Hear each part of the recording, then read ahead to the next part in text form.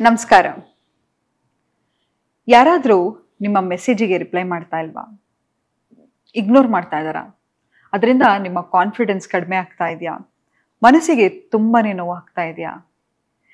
ಹೇಗಾದರೂ ಮಾಡಿ ಅವ್ರ ಮೆಸೇಜ್ ಮಾಡಬೇಕು, ಬೇರೆ ಬೇರೆ ನಂಬರಿಂದ ಕಾಲ್ ಮಾಡೋದು, ಅವ್ರು ಆನ್ಲೈನ್ ಬಂದ್ರಾ ಅಥವಾ ಯಾಕೆ ಫೋನ್ ಮಾಡ್ತಾ ಇಲ್ಲ ಅಂತ ಪದೇ ಪದೇ ಚೆಕ್ ಮಾಡ್ತಾ ಇದ್ರೆ ಇವತ್ತೊಂದು ಸುಲಭವಾದ ಒಂದು ಸೊಲ್ಯೂಷನ್ ಅನ್ನ ಕೊಡ್ತೀನಿ. ಮೊದಲನೇದಾಗಿ ನೋಡಿ, ನಮಗೆ ರಿಜೆಕ್ಷನ್ ಅನ್ನ ಹ್ಯಾಂಡಲ್ ಮಾಡೋದು ಗೊತ್ತಾಗಲ್ಲ. ಏನ್ ಅನ್ಕೋತೀವಿ, ಎಲ್ರು ನಮ್ಮನ್ನ ಇಷ್ಟಪಡಬೇಕು, ಎಲ್ರಿಗೂ ನಾನು ಬೇಕಾಗಿರೋತಕ್ಕಂತಹ ವ್ಯಕ್ತಿ, ಅದರಲ್ಲೂ ಈ ವ್ಯಕ್ತಿಗೆ ನಾನು ಈ ವ್ಯಕ್ತಿ ಮೇಲೆ ನನಗೆ ತುಂಬಾನೇ ಅಪಾರವಾದ ಪ್ರೀತಿ ಇದೆ ಅಂತಂದ್ಮೇಲೆ ಆ ವ್ಯಕ್ತಿನೂ ನನಗೆ ಪ್ರೀತಿ ಕೊಡ್ಲೇಬೇಕು ಅಂತ ಹೇಳಿ ಆ ವ್ಯಕ್ತಿ ಮೇಲೆ ಅನ್ರಿಯಲಿಸ್ಟಿಕ್ ಎಕ್ಸ್ಪೆಕ್ಟೇಷನ್ಸ್ ಅನ್ನ ಇಟ್ಕೋತಾ ಹೋಗ್ತೀವಿ. ನೋಡಿ, ಭಗವಂತನಾಗಿರ್ತಕ್ಕಂಥ ಕೃಷ್ಣ ಆಗಿರ್ಬೋದು, ರಾಮ ಆಗಿರ್ಬೋದು, ಏಸು ಕ್ರಿಸ್ತ ಆಗಿರ್ಬೋದು, ಎಲ್ಲರನ್ನು ಮೆಚ್ಚಿಸ್ಲಿಕ್ಕೆ ಖಂಡಿತವಾಗ್ಲೂ ಸಾಧ್ಯ ಆಗ್ಲಿಲ್ಲ. ಅಂಥದ್ರಲ್ಲಿ ನಾವು ಒಂದು ಯಕಶ್ಚಿತ್ ಮನುಷ್ಯರಾದ್ಮೇಲೆ ಎಲ್ಲರನ್ನು ಮೆಚ್ಚಿಸ್ಲಿಕ್ಕೆ ಸಾಧ್ಯನಾ? ಕೆಲವ್ರಿಗೆ, ಈಗ ನೀವು ಒಂದು ಲ್ಯಾಂಬರ್ಗಿನಿ ಶೋರೂಮ್ಗೆ ಹೋಗ್ತೀರಾ ಅಂತ ಇಟ್ಕೊಳ್ಳಿ. ನಮ್ಮ ಹತ್ರ ಹಣ ಇದ್ರೆ ಆ ಕಾರ್ ಬಗ್ಗೆ ಗೊತ್ತು, ನಮಗೆ ಆಲ್ರೆಡಿ ನಾವೆಲ್ಲ ರಿಸರ್ಚ್ ಮಾಡಿರ್ತೀವಿ, ಅದು ಎಷ್ಟೇ ಬೆಲೆ ಕೊಟ್ಟರು ಹೌದು ಈ ಬೆಲೆಗೆ ಒಂದು ವ್ಯಾಲ್ಯೂ ಇದೆ ಅಂತ ಅನ್ಕೋತೀವಿ.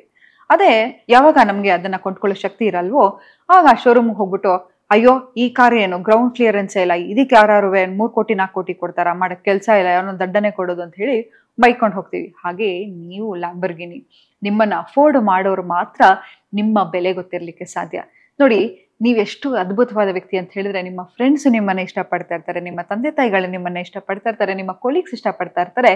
ಆದ್ರೆ ಈ ವ್ಯಕ್ತಿಗೆ ನಿಮ್ಮ ಆ ಎನರ್ಜಿ ಏನಿರುತ್ತೆ, ಆ ಲಾಯಲ್ಟಿ ಆಗಿರ್ಬೋದು, ಆ ಪ್ರೀತಿ ಆಗಿರಬಹುದು, ಅಥವಾ ಆ ಕಾಳಜಿ ಅಟೆನ್ಷನ್ ಅನ್ನ ಕೊಡೋ ಯೋಗ್ಯತೆ ಇಲ್ದಾದ್ಮೇಲೆ ಅವರು ನಿಮ್ಮ ಜೀವನದಿಂದ ದೂರ ಉಳಿಯಕ್ಕೆ ಇಷ್ಟಪಡ್ತಾರೆ. ಅಂತ ವ್ಯಕ್ತಿಯನ್ನ ನನ್ನ ಬೆಲೆ ತಿಳಿಸ್ಬೇಕು, ನಾನೇನು ಅಂತ ತಿಳಿಸ್ಬೇಕು, ನಾನು ಎಷ್ಟು ಅದ್ಭುತವಾದ ವ್ಯಕ್ತಿ ಅಂತ ತೋರ್ಸ್ಲಿಕ್ಕೆ ಹೋಗ್ಬೇಡಿ. ಅದ್ರ ಬದಲಾಗಿ ಆ ಎಲ್ಲ ಅಟೆನ್ಷನ್ ಅನ್ನ ನಿಮ್ಮ ಮೇಲೆ ಕೊಟ್ಕೊಂಡು ನಿಮ್ಮ ಲೈಫಲ್ಲಿ ಜೆನ್ಯೂನ್ ಆಗಿ ಬ್ಯುಸಿ ಇರ್ಲಿಕ್ಕೆ ಶುರು ಮಾಡಿ.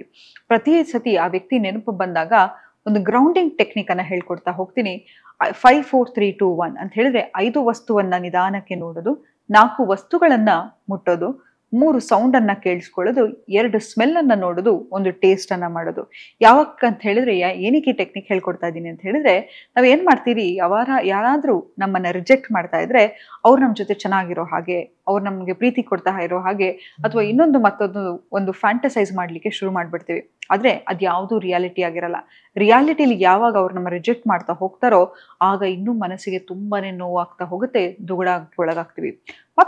ಇನ್ನೊಂದು ಟೆಕ್ನಿಕ್, ಮೋಸ್ಟ್ ಪವರ್ಫುಲ್ ಟೆಕ್ನಿಕ್ ಏನಪ್ಪಾ ಮಾಡ್ಬೇಕು ಅಂತ ಹೇಳಿದ್ರೆ, ಆ ವ್ಯಕ್ತಿ ನಿಮ್ ಮುಂದೆ ಇರೋ ಹಾಗೆ ಇಮ್ಯಾಜಿನ್ ಮಾಡ್ಕೋತಾ ಹೋಗಿ.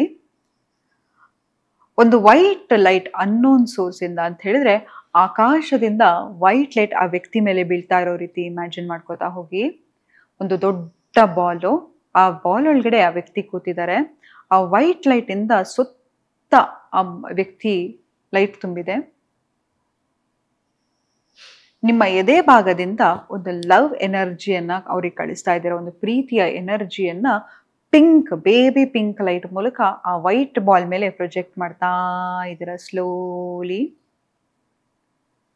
ಸ್ಲೋಲಿ ಇನ್ಹೇಲ್, ಮೆಲ್ಲಗೆ ಹೊಕ್ಕಳು ನಾಭಿ ತನಕ ಉಸಿರನ್ನ ತಗೊಂಡು ಎದೆಯಿಂದ ಈ ಲೈಟ್ ಅನ್ನ ಬಿಡ್ತಾ ಹೋಗಿ.